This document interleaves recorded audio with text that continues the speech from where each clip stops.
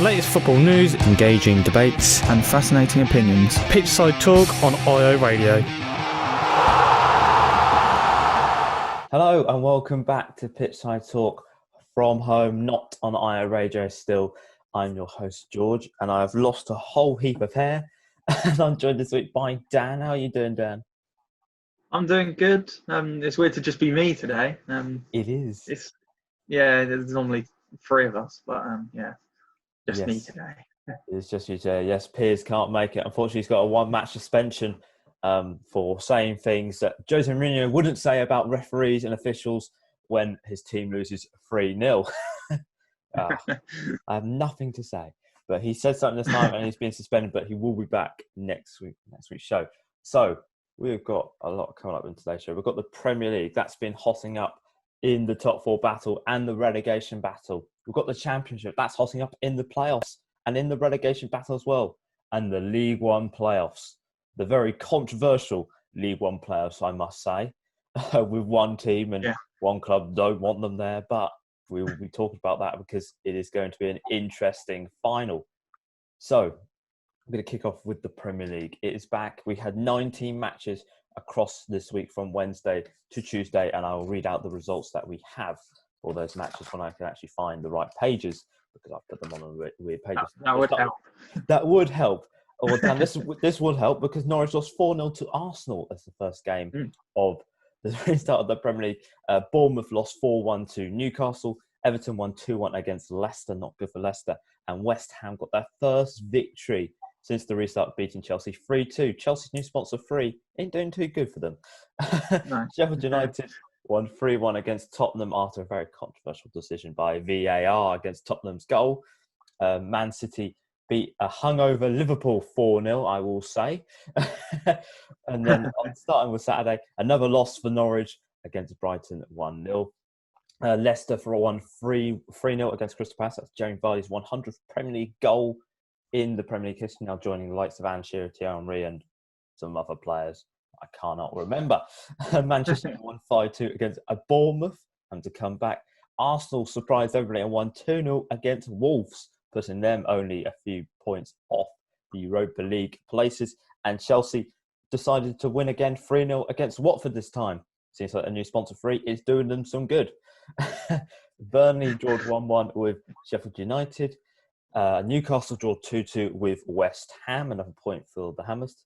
Liverpool won 2-0 against Aston Villa, not good for Villa. And Southampton surprised everybody and beat Man City 1-0 with a Che Adams 40-yard lob over Edison. That was a fantastic goal. I watched this morning. Beautiful. Tottenham. Yes, it was. And there was. Sorry, go on. No, go for it. I was just going to say that there was another one of them in the Championship, but I think we'll get onto that. We will get onto that. I don't know where that was, Performance, but you will have to tell me. Tottenham. That was, Yes. Tottenham beat Everton 1-0 after Son and Lloris decided to fight each other because Jose said it was beautiful to watch them fight and it shows they cared. Very weird statement. And also the last games from last night. Chelsea won 3-2 against Crystal Palace. It seems like their sponsor, Free, is just going to provide some goals for them this season. Watford beat Norwich 2-1. Dan's happy about that. And Arsenal drew 1-1 to Leicester. Very controversially because Arsenal were down to 10 men and I believe they shouldn't have been. Well, starting off with the top four race this week has been quite an interesting twists and turns as third to fifth is only split by 5 points, which is Chelsea, Leicester and Manchester United. Chelsea and Leicester have played an extra game over Manchester United, who are supposed to be playing on a Thursday against Aston Villa. Starting off with Chelsea, they have won 4 out of their last 5 games since the restart. Leicester have had a bit of a shakier start. They've only got 6 out of 18 points since the restart. And Manchester United are unbeaten since the restart and have got 10 out of 12 points since the restart. This is quite an interesting battle. I don't really know where this is going to go. Where do you think this is going to go, Dan? Who's going to be in that top 4? Because if we look at sort of the fixtures that are coming up for these sides, you would say Leicester have the toughest run, really. They start off with Bournemouth away, Sheffield United at home, Spurs away, and Manchester United at home for the final game of the season, where Chelsea have got to play Sheffield United away, Norwich at home, Liverpool away, and Wolves at home. And for Manchester United, Aston Villa away, Southampton at home, Crystal Palace away, West Ham at home, and Leicester away for the final day of the season. So theoretically, you would say Leicester have the toughest run here, but could they possibly pull off a shock? Yeah, it isn't looking great for Leicester at the moment. Obviously, they're on a pretty poor run of form since lockdown was lifted.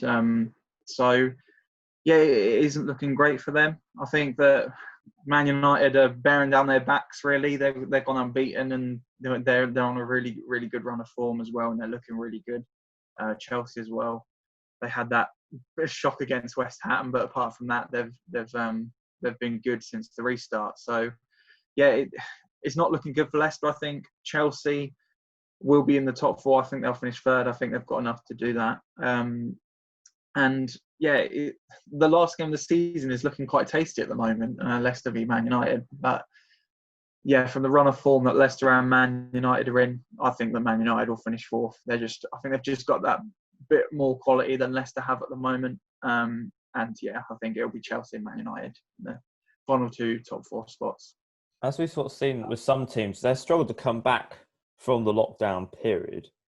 Is that what's going to be put ultimately on Leicester's season? That if we didn't have that sort of that period of 3 months of no football, they would be fine. You know, they could still be third. We do not know. We will never know now. We only can sort of imagine they would still be third. But has that just cost them just having that break at the wrong time?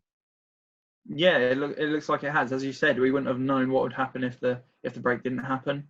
They were looking really good before the break. So maybe that's just unluckily played into the teams around them's hands. I think, you know, I think overall Chelsea and Man United squads are probably better than theirs. But Leicester always have that something about them. And, you know, we saw that obviously in 15-16 when they surprised everyone. But I think this break kind of just came at the wrong time for them. And yeah, I think that's probably the reason why they're going to be maybe out of the bottom four in my prediction, because it's just you know, affected their form, I think. And yeah, they could have done it if there wasn't a break. We wouldn't have known. We will never know. And also a side that slipped up on Saturday was Wolves. They lost 2-0, sorry, to Arsenal. That's quite a shock, really, because Wolves have been fantastic this season. They've played, I think, about 13 months worth of football, more than any other side, because our season started in June. They were carrying some real momentum in this. But are you quite shocked that they lost to Arsenal? You know, they looked unbeaten at the moment. Also, they look like they're going to go on this fantastic run. They could possibly slip into the top four. It doesn't look like that now. So, are they now holding on? Is it now just a case of hold on to sixth and fend off Arsenal, who did draw last night to Leicester, and it's a 2-point gap? Is this now going to be a bit of an interesting end to Wolves' season here? Yeah, it definitely looks like it's going to be interesting. I think obviously the teams above them are on good form. Obviously Man United and Chelsea, not so much Leicester, but yeah, it was definitely a surprise that they lost to Arsenal. I think, you know, they've had a fantastic start from lockdown. I think Wolves has got a fantastic team. You know, their manager is a great manager as well, and they're always going to be, I think, for the foreseeable future, they're always going to be in and around that top six. Because, you know, they've got some quality players, and yeah, it was definitely surprising that they lost to Arsenal. I know that Arsenal didn't have an amazing start, but they've come back and they've got a few wins. I think they've won 4 in a row, including the FA Cup game against Sheffield United. So I think it's 3 in the league. Yeah. So yeah, they've done pretty well to get a few wins. But yeah, it was surprising because, you know, Wolves are famous for getting results against the top teams in the league. So yeah, I think it's just going to be a bit of a difficult task to get into fifth or fourth. We don't know what's going to happen with Europe, obviously, because of Man City. You know, they still could go into the Europa League, obviously. But I think that's just what they need to try and do now, just keep above Arsenal and get into the Europa League. I think that's their aim now. Yes, it is. Arsenal have won 3 games in a row. Yes, and we will not find about Man City's decision until the 25th of July. But we're going to go now to the biggest losers of the week, and those are Aston Villa, Bournemouth, and Norwich, who failed to pick up points. Once again, Norwich are now 10 points off safety after losing last night to Watford. If they do lose on Saturday against West Ham, they will be first team relegated from this new Premier League season. However, for Bournemouth and Aston Villa, they are 4 points away from safety. Watford have got quite a good run of fixtures, some winnable games. They've got Newcastle and West Ham, Man City and Arsenal as their next 4 fixtures. Villa and Bournemouth have got some tough fixtures coming up. Bournemouth have got Spurs, Leicester, Man City, Southampton and Everton, where Aston Villa have got Manchester United, Crystal Palace, Everton, Arsenal and West Ham.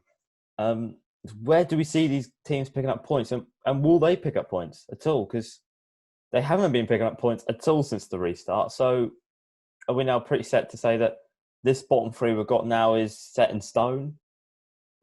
Yeah, I think I'd say so. I think obviously these 3 teams have not picked up any points. I think Villa have probably been the best of them 3 sides because they've been getting draws now and again. But yeah, all 3 of them teams have been poor. Obviously, Norwich have lost every single game they've played.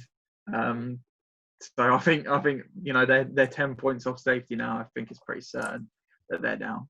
Obviously, there's still a chance that Bournemouth and Villa could stay up, but I think the teams above them just keep picking up points. Watford won yesterday against Norwich. Obviously, that was a big 3 points for them. So, I think it's just too tough for Bournemouth and Villa now. I think it's set in stone now that I think that Villa, Bournemouth, and Norwich are going down definitely. Well, speaking about teams going down, we're going to be talking about teams that are going up. The Championship is back after another intense week of round of fixtures. We had some games last night and we've got some games tonight as well. So I'm going to run through the games last night. So we start off with Brentford. They won 2-1. They won 2-1 against Charlton. Fulham won 1-0 against Nottingham Forest. Luton drew 1-1 to Barnsley. They're now still at the foot of the table, Luton. Reading drew 0-0 with Huddersfield. And Cardiff lost 3-2 to Blackburn Rovers. Tonight's fixtures are Middlesbrough, can't get that right, West Brom Derby, Birmingham Swansea, Bristol City Hull, Wigan versus QPR, and Sheffield Wednesday versus Preston North End. But starting up at the top of the table, Brentford are now only 2 points off the automatic places, which is held by West Brom, and only 3 points off Leeds as well. They've got a good run of fixtures coming up with Derby away, Preston North End at home, Stoke away, and Barnsley at home for the final game of the season. Could they possibly cause an upset? They've been unbeaten since the restart. 6 wins, may I just stress. They've had 6 wins since the restart. They're the team on form. They're beating West Brom in this restart period as well. Could we possibly see Brentford slip in there? Possibly cause an upset by getting second. But if Leeds are going to keep slipping up like they do have these moments where they do, they could possibly win the league here. I think that's maybe going to. I think that they can finish second. I think Leeds are going to run away with the league now. I think they're going to win the league. I know it's quite close to the top, but I think Leeds have got it now. But yeah, I really think Brentford have an exciting team. I think they've always had a team that is exciting attacking wise. Since they've come into the Championship, and obviously they have some brilliant young players there. And yeah, they're really exciting to watch. So, obviously West Brom, they've got a fantastic side as well. I think they were unlucky last season. Obviously, manager problems and things like that last season. I think they were unfortunate, but this season they've been looking good. But I think Brentford have enough in them. I think I'd like to think that Brentford can finish second in the league this season and go up automatically. But if not, I think they're probably favourites to win the playoffs. And I'd like to see Brentford go up this year because they're a team that I like and I like watching them play. So, yeah, I think maybe they can sneak into second place, but if not, I think they'll win the playoffs. I never knew that Neil Maupay used to play for Brentford until yesterday. When I did some research, I didn't know where he came from. I knew he came from the Championship. I never knew he played for Brentford. I thought, wow, to lose him. Apparently, he scored a lot of goals for Brentford. I thought, wow, that's quite That's quite remarkable that they're in this position. But going down to the bottom of the table, it is so tight. 24th to 18th is only separated by 6 points, which starting off at 24th is Luton on 41. Barnsley is in 23rd, 42. 22nd is Middlesbrough on 44. Hull are occupying the last space of safety with 45 points in 21st. Charlton are in 20th with 46. Stoke on 46 in 19th. And Huddersfield Town are on 47 points in 18th. It looks like it's going to be still a few little bits of twists and turns left in this relegation battle. So, Dan, I'm going to put you on the spot here. And who is going to be going down to League One? I think I can see 2 teams that are probably quite set in this relegation battle. The teams that did come up from the League One last season. But who is going to be going down? Because it looks very interesting. I know teams still got games to play in hand. You know, Middlesbrough and Hull have. So they could possibly get out of this danger zone tonight. But who is going to be in your relegation for this season for the Championship? Right. So, you know, it's really tough, obviously, because it's so close, and there's some big teams in the relegation battle this year, and it's surprising as well. So, I think the 2 teams you're probably talking about, Luton is one of them. I just don't think they have a good enough squad to stay up. I think they didn't really make any additions in the summer under. Can't even remember their manager's name that they had before. I'll have a look. I can see his face. That sounds really bad. I can see who he is. I just can't think who. I should have done my research beforehand. You put me on the spot now. Where is he? Oh gosh. Oh, it's now where the internet's not loading at all. Oh no. Okay. I've got Nathan Jones, but that's this season. Yeah. Well, he joined just after lockdown, didn't he? I think, or during lockdown. I think he was appointed back at Luton. Yes, he did. Keep talking down. I'll find out who. All right. So yeah, I think Luton is probably a team that are going to go down. I think obviously they didn't really make any additions. I don't think their squad is strong enough. Barnsley, I think, is the other team that will go down. I think Barnsley and Rotherham, I think, are the 2 most yo-yo teams in England. I think they always go up and down. I think Barnsley are a team that aren't good enough for the Championship. I think they made quite a few signings in the summer. They got a few foreign players, and at the start of the year, their team looked okay. But I just think that once again, I think that the long Championship season has gone against them, and I think that they'll go down as well. But it's the final Championship spot that's kind of the hardest. I think obviously Middlesbrough are 22nd at the moment, but under Neil Warnock, I just think they're going to have enough to stay up. I think it's going to be close, but I think Middlesbrough will stay up. For me, it's between Hull and Charlton. I think Charlton, they've got a decent manager under Gary Bowyer. I think they've lost a few players. I think they lost Lyle Taylor because he didn't want to play. He didn't want to risk injury. They lost a few other players as well. But they seem to keep getting results. So I'm going to say the last position is going to go to Hull. I think Hull are going to go down. Yeah. I don't think they started the year really strong. And I think that they were just a one-player squad. I think Jared Bowen pretty much made them. He leaves at the start of the year. Hull were like, I don't know, near playoffs at the start of the year. He leaves and they just go on a downward spiral. I think they signed a few players from League One which weren't good enough for the Championship. And yeah, I just don't think their squad is strong enough. And I think Hull are going to go down. So I think it'll be Hull, Barnsley and Luton. I thought he was going to go for a 3 out of 3 there for the teams that got promoted this season. The manager that was at Luton Town was Graham Jones. Okay. That's who it was. Another Jones. So Hull going to go down. Well, they had Marcus Madsen, didn't they, for a little bit from Peterborough? I swear they brought him on loan. If I remember correctly, he's gone back. Yeah. But yeah, Hull to go down. That's quite a big name to throw into the mix. I thought he was going to say something like Stoke, because they're not been doing too well themselves. And that's another big name as well. Yeah. Could they possibly be in that that risk, or they got enough quality possibly under Michael O'Neill to stay up?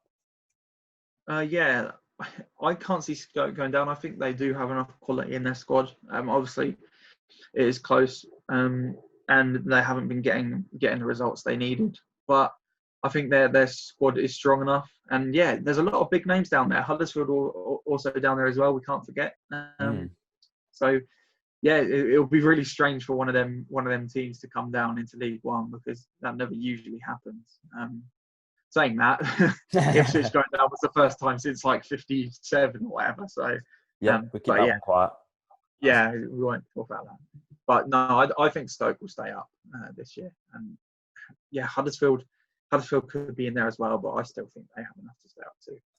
Okay, well, talking about teams going down, talk about one team that's going to be possibly coming up. We know that Coventry City and Rotherham will be joining the Championship next season, but there's still one place to decide. And we had the playoff semi-finals, very controversial playoff semi-finals, but we'll get into that a little bit more.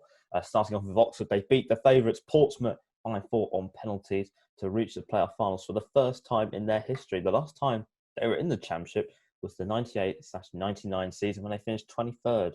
And they sowed in decline, went into the Conference League, but have bounced back and now are in the playoff final under Carl Robinson. And they will be facing Wycombe, who got a 2-2 draw out of Fleetwood Town after winning 6-3 on aggregate. So it's third v fourth in the points per game table. I don't think we would have ever said Wycombe would have been third, perfectly honest. No.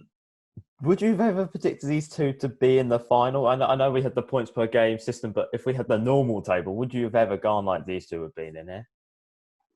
I think Wycombe, absolutely not. I know they had a good season, obviously, and they were top for quite a long time. But I always said, and everyone said, that they were going to drop off, and we were proven right. They did, but they got lucky. They got the points per game, somehow finished third in the league, which is absolutely mad. And yeah, I wouldn't have expected Wycombe to be there. And it's just really odd. I know I'm still a bit bitter about Wycombe, obviously, after what happened this season, but I don't really want to go into that. We all are a bit bitter. Yeah, I was so surprised that, especially in the first leg of the semi-final against Fleetwood. I think Fleetwood they've got a good system under Joey Barton. I think they surprised me this year. And when they were at Portman Road, they were really good. Ironically, the person that made the mistake that made them lose the game was the person that was absolutely amazing at Portman Road, Harry Suter, who won every single header. But it is quite surprising. I think Oxford, they've looked good this season, and maybe I thought that they could get in the final eventually. But when they were put against Portsmouth, I thought Portsmouth were probably the favourites, and I wasn't expecting Oxford to win the game. And obviously it was down to penalties, and it was a stalemate in the end. So Portsmouth, I think, will feel hard done by. But yeah, Oxford have got a good side, so yeah, it'll be interesting to see the final, definitely. I'll ask you, speaking about Portsmouth there, should there be a little bit of change at Portsmouth? Because this is now the second year they've made the playoffs. They've gone out at the semi-finals. Is there a little bit of change that needs to be done at Portsmouth? I know if we had the normal season, they might have got into the top two. We will never know now. But do they need to look and go, well, we might need a little bit of change here? Yeah, maybe. I think they've got a good manager under Kenny Jackett. I think he's had good experience, and he's been in the Championship before. So they've got a good manager in him. I think they should stick with him. But I think they do need to make some signings, maybe strengthen their squad. I think their striker situation isn't great. I think they've got a few decent strikers, but I think they need a proper goal scorer at their squad. And yeah, maybe a little bit of change is needed. But I think everyone has a kind of a soft spot for Portsmouth, as they're a big club. They're in the Premier League, and unfortunately they went into administration. But they're getting closer and closer, and I think this season they can definitely be considered as one of the favourites to go up. I think we'll have to look at who comes down from the Championship, but I think they'll be feeling good going into next year. make some decent signings and see what can happen next year. So I do have a soft spot for Portsmouth. I always have had a soft spot for Portsmouth. Remember the old days of when they won the FA Cup and then they had, next season they had Jermaine Defoe and Peter Crouch up top. Oh, yeah. Beautiful partnership. Glenn Johnson at the right back. Beautiful. But so the final will be happening this Monday. Wycombe will be taking on Oxford United. So Dan, who is going to be going up to the Championship? I just want to say, Wycombe have never been in the Championship at all in their history. This is the highest they've ever been in their club history. But who is going to go up to the Championship? Just to let you know, any previous these two sides had Oxford won 1-0 the last time these two sides met back in December. Ipswich Town lost 1-0 to Portsmouth that day, actually. I wonder what happened after that. But yeah, so Oxford have beaten Wycombe before this season. They would have played on the 21st of March, but unfortunately that did not happen. But Dan, who is going to be going up to the Championship? Who's going to be joining Coventry and Rotherham United? It's really tough to decide this because, Oxford have a decent squad, but Wycombe, I think, have proven this year that they've got that team spirit. I think their squad is not the best in the league, but they've got that team spirit, which I think you need in a league like this. And Oxford have got a good manager in Carl Robinson. He's had experience of going up before with MK Dons. Do you know what? I'm going to say it's going to be really close. I think the game's going to be tight. I think it might go to extra time, penalties. Oh, I am going to say I think Wycombe are going to be in the Championship next year.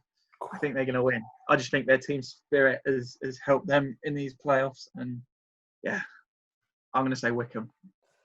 So Wycombe to go up to the Championship, well, that's going to throw a few cats amongst the pigeons, especially what happened with the points per game system. Peterborough not being very happy. I just want to have to ask you, if they do go up, will we possibly see Peterborough protest about it once again? Because they did before.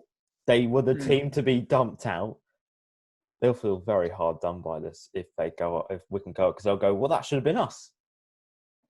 Yeah, exactly. Yeah, and we all know the Peterborough owner, how some of the stuff he's come out and said on Twitter and things like that.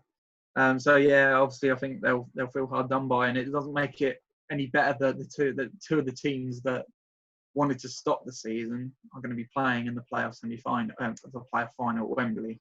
I think that's quite a hard thing to really think about for them teams. But I think if Wycombe do go up, I think Peterborough are going to be.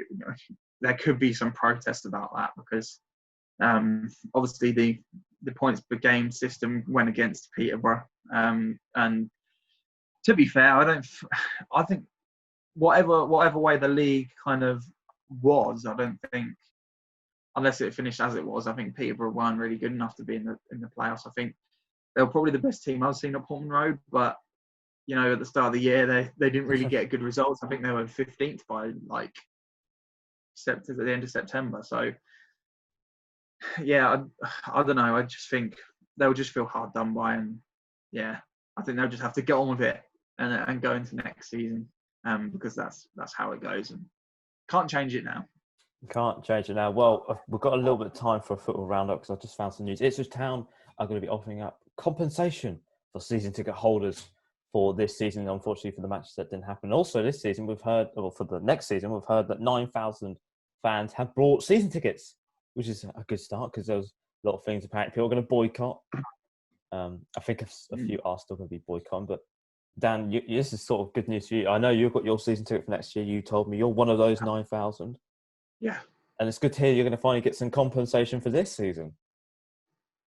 Yeah, it is good news. I think, obviously, it's a bit of a hard situation, I think, for Marcus Evans, because he knows that people will want their money back from the games that they didn't go to. Obviously, it's not his fault. He couldn't help that we all went into lockdown. But I think that fans wanted that compensation back because, we paid for the amount of games that were going to be played that season and we didn't get to go to them games. So obviously I think that's a good decision for Marcus Evans to do that. I don't know if I think Sunderland aren't doing that. if I'm right. Don't. I might not be, but yeah, I don't think they are doing that. But I think Marcus Evans is a good decision, and I think you got some options as well. I think you can put some money into the academy if you want to. Oh, okay. And things like that. So yeah, there's some good. There's some few different options, but obviously people will just want their money back from it. And also, yeah, there's good news that there's 9,000. I think some people have been moaning, saying, why would you buy the season ticket when we don't know if we're going to be going to games and things like that? But it's looking better now. I think by September, October, I think they will start allowing fans into games again. And I just think that no matter what, I want to support the team, and it doesn't matter to me if we're doing awful or, you know, in the Premier League again. I'm always going to buy a season ticket no matter where we are. And it just annoys me when people have a go at people for buying season tickets. It's your choice. You want to support the team, and there you go. That's all it is for me. So yeah. It's good to see that 9,000 people agree with me. It's good to see that as well. It's not just one of you. Also, Marcus Evans, because this is a letter from Marcus Evans, he has also highlighted that there's a £10 million loss from Ipswich Town because of the lockdown and the season being suspended, and they are now going into the unknown. But I know I saw something on Twitter people saying that could we have Marcus Evans, because we're having these other owners and these other clubs that they're going bust, and we might not like Marcus Evans, but he's basically saved our club for us. Yeah, exactly. We thought with the Berry thing as well. Yeah, exactly. I think, you know, Marcus Evans has had his criticisms from the fans and from me quite a lot of times, but there's no doubt that he's keeping the club afloat. And if he did sell the club, we would be in a lot of trouble. I think some of the stuff he's done, like not really spending money and things like that, you know, that's not gonna please the fans, because we're not really strengthening the squad. But you know, it's hard to especially a club like Ipswich, who are losing money every single year. We're in debt. I think obviously we're losing £10 million or around that money due to the lockdown and the virus and stuff. So you've got to give Marcus Evans some credit, and I know that a lot of our fans don't like him, but we wouldn't be we probably wouldn't be where we are as a club if it weren't for him, because we just lose so much money. And I think if it weren't for him, we'd probably go into administration. So, you know, there's still some stuff he could improve and could do better. But I think overall, I think it's good that we've got him to keep the club afloat. Obviously, I'm not saying that I love him, but yeah, he deserves some credit for that, definitely. He definitely does. Well, that is the end of the show for this week. I think we should end on a quite nice note. Dan talking some niceness about Marcus Evans. We will never hear that anytime soon. Until the championship. If we sign anyone during the summer. If we don't, then maybe when you go back to the championship, you might hit some nice six. Yeah, maybe. Maybe. Well, I thought I forgot to mention, if you want to follow us on any of our social medias, it's pretty simple. If you go to our Twitter, it's @Pitchside Talk, Instagram's talk_pitch. And if you want to listen to the show offline on Mixcloud, it's @Pitchside Talk. And if you want to see any of our previous shows, I highly recommend it. They're all on YouTube @Pitchside Talk. So I've been George for this week. I've been joined by Dan, as always have. Piers will be back next week. And we'll see you next week. And ciao. Yeah. The whistle has been blown for full time. Tune in next week for another jam-packed show.